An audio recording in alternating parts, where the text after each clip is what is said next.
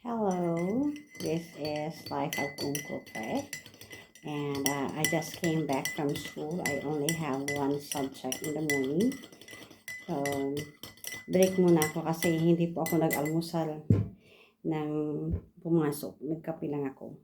So, on my way home, before I called the taxi driver that I used to have, so bili muna ako ng bread sa canteen. So, this is from the canteen.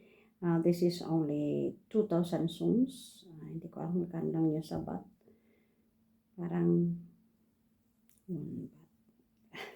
parang ano lang, 2,000 sums is mga 3 baht siguro. 3 baht or 4 baht. Parang gano'n. Basta mura lang ito. Mura lang. So, habang nagkakape ako, habang mag-almusal, I would like to share the importance of asking the locals. Kasi last week, it was so cold. I needed something to warm me up. So, ang ginawa ko, yung school kasi namin is just across the market. So, nagpunta ako ng market to buy something. So, nag-ikot-ikot ako ng ikot-ikot. Kasi ito syempre, hindi ka nagtatanong. So, kung anong nakikita mo na medyo okay sa'yo, yun ang inano ko, kinuha. So, I bought this. Okay. Sabi ko, abay maganda kasi maganda rin yung kanyang design. Na-attract ako sa kulay, na-attract ako sa kanyang design. So, ito siya, masyado siyang malapad. Sabi ko, ay okay, masyadong malapad. Kaya itong ibalabal, kumbaga. So, binili ko siya. Binili ko siya ng 40,000 sums. Kung baga sa sabat, nasa ano siya, 40,000 mga, kasi ang 100, sobrang, kasi ang 10,000 sums nasa 26, mga more than 100 siya. More than 100 baht ito siya. Masyado siyang malapad. Masyado siyang malapad. So, ang ginawa ko, ginamit ko siya papunta ng school. So, ginanong ko siya dito. Pagpasok ko ng school na ganun ako.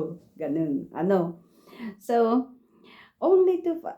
pagpasok ko, pagpasok ko ng classroom, nagulat ang mga bata, parang ganun.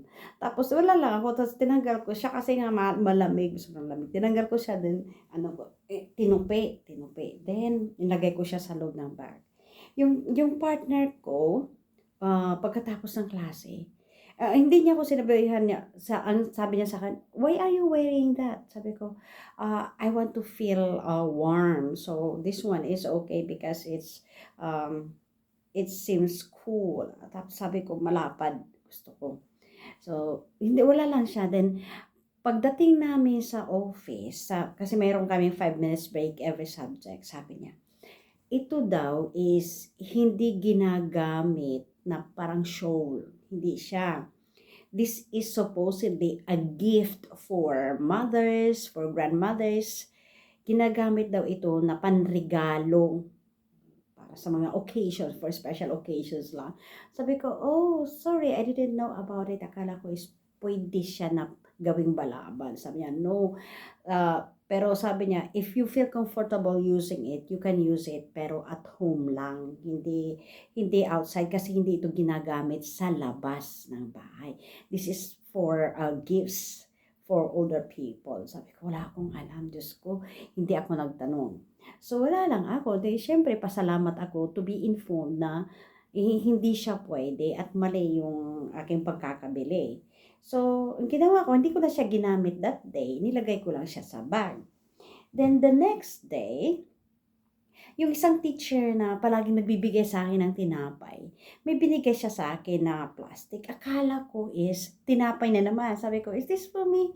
Sabi niya, yes, that's for you.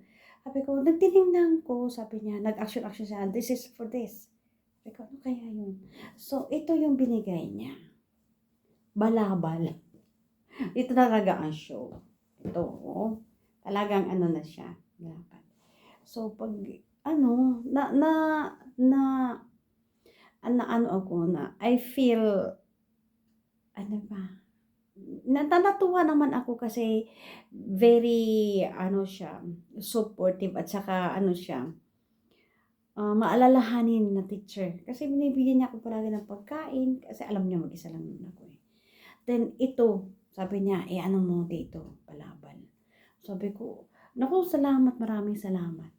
So, sabi ko, marami na siyang naibibigay sa akin, hindi ko alam kung paano ko i-re-return yung favor kasi nahihiya ako.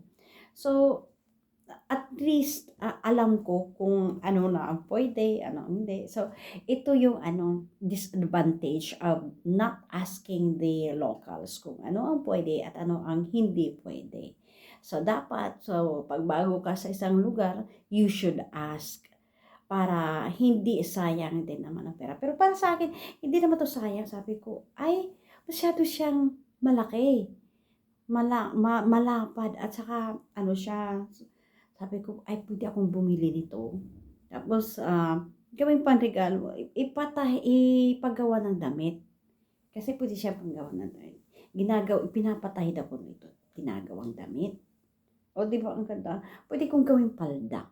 Oh, so, 'yan lang po muna sa sobrang pagmamagaling na hindi nagtatanong, nagkakamali. So, ayan na po ang ating tsikahan ngayon.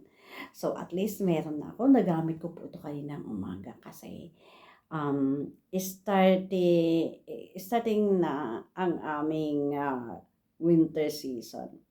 So, it started last week na palaging sobrang lamig tapos as in talagang nanonood sa kabuto-butuhan, pastilan.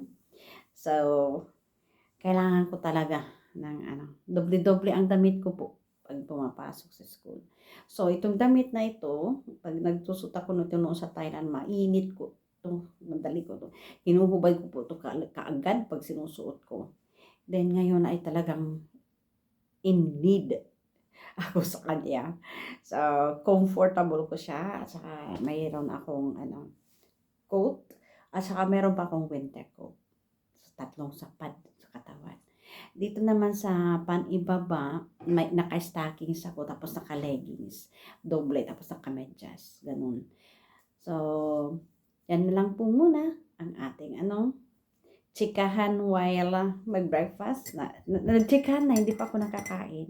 So, thank you so much po sa lahat ng mga bagong kaibigan at I hope na mas lalong lumalim pang ating pagkakaibigan.